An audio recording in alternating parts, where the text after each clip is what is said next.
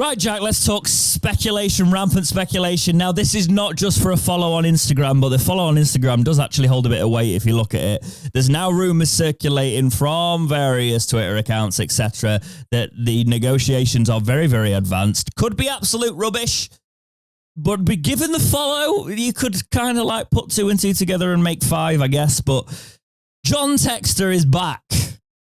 So, the Trust were talking today about that they're aware of 2 offers on the table. On BBC Breakfast News this morning. Yes, on BBC Breakfast. Other I news am services not are suggesting available. that one of these is Textor, but I will say from what I have heard all the way through this, it's Textor's always remained interested. He's never dropped the interest in Sheffield Wednesday. It was wait until the time was right. Chancery has been difficult, etc. I've heard lots of different things, but the one thing I've not heard is that Textor is ready to walk away. Okay? This morning, he follows Wednesday on Instagram. Right. You might go, oh, that's ridiculous. Do you know the only football clubs that Textor follows on Instagram? What they are? I believe. Botafogo, Yeah. Lyon, and Crystal Palace. The clubs that have been part of the Eagle Sports Group that he had an involvement with. Now, as of this morning, he is following Sheffield Wednesday, which would suggest that he is taking a very keen interest, if not something is about to happen, but he is very, very much interested in Sheffield Wednesday's social media happenings, Jack, which could basically mean that Textor is about to become part owner or full owner of Sheffield Wednesday. What are your thoughts? Well, because I'm such a pessimist, not a pessimist, but a realist, I guess, I'm in my head saying this could just be a big negotiation tactic to say, look how excited the fans are that they could be getting me as their owner. But isn't that a good, way of choosing me as the person you sell to? That's where my head's going a little bit, because of how much he's been talked about in the media previously as well, in the last couple of months.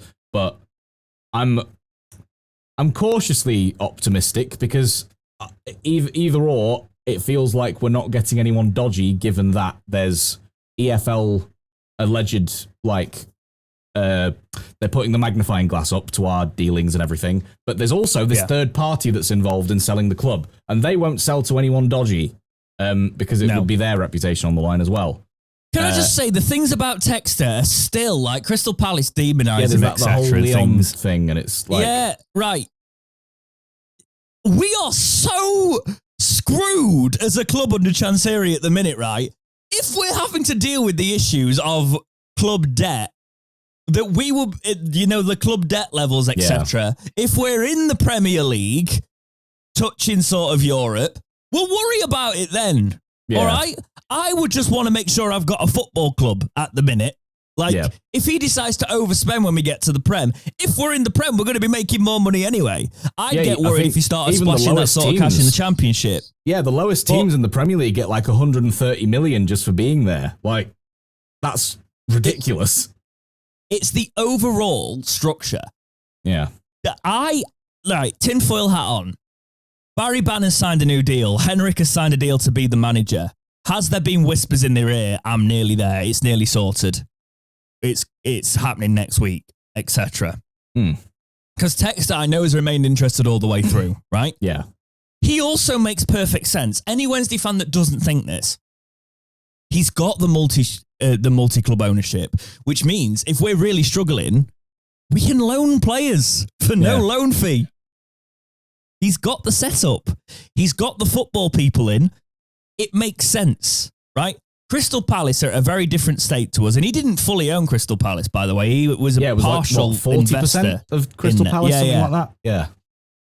So, yes, it would be a problem with multi-club ownership if we were becoming a European side, right?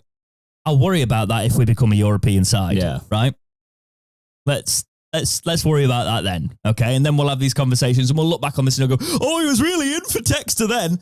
Yeah, I probably was. But if in 5 years I'm talking on here about Wednesday going for Europe in the Premier League, I think my priorities might have changed a little bit, right? Absolutely.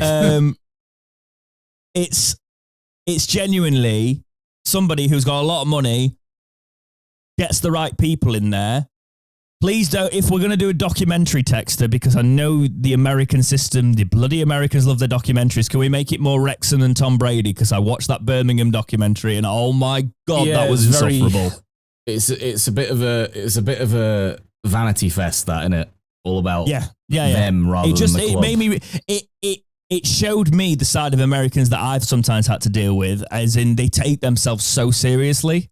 Yeah. And like, I can't deal with it because it's like, no, we don't do this here. We don't do this here. Sit down. No. But yeah, with the Textor style thing, I'm gonna let myself have some hope going into this, Jack. I'm on quite late shifts all this week, so it's definitely going to happen because it's going to break later today after this podcast, and I won't have time to do it.